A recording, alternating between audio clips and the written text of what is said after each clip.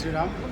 ఈరోజు ఛత్రపతి శివాజీ జయంతి సందర్భంగా బజరంగ్ దళ్ హిందూ వాహిని ఆరకట్ట సంఘం ఆధ్వర్యంలో ఈరోజు భారీ ఎత్తున బైక్ ర్యాలీ నిర్వహించి యువతలో ఛత్రపతి శివాజీ ఆశయాల సాధనకై ఈరోజు కృషి చేయాలని చెప్పి ఎంతో హిందూ ధర్మాన్ని రక్షిస్తున్న మహానుభావులకు ఛత్రపతి శివాజీ సంఘం తరఫున అండగా ఉండాలని చెప్పి కోరుకుంటూ ఈరోజు బజరంగ్ దళ్ ఆధ్వర్యంలో తలసేమియాతో బాధపడుతున్న వ్యాధిగ్రస్తులకు ఈరోజు రక్త సేకరణ కార్యక్రమాన్ని చేపట్టినటువంటి బజరంగ్ దళ్ కార్యకర్తలకు హృదయపూర్వక ధన్యవాదాలు చేసుకుంటున్నాను.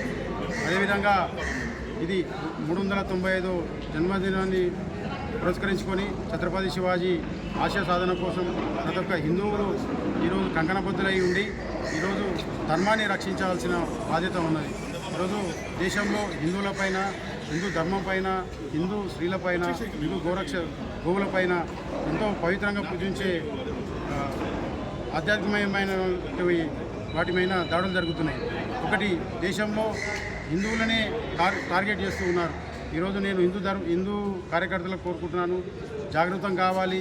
ఆ రోజు ఛత్రపతి శివాజీ మహారాజు జాగృతమై ఈరోజు ధర్మాన్ని కాపాడిండు. ఈరోజు మనం జాగృతం కాకపోతే కనుమరుగైపోతామని చెప్పి ఈ సమూహంతో చెప్తున్నాను.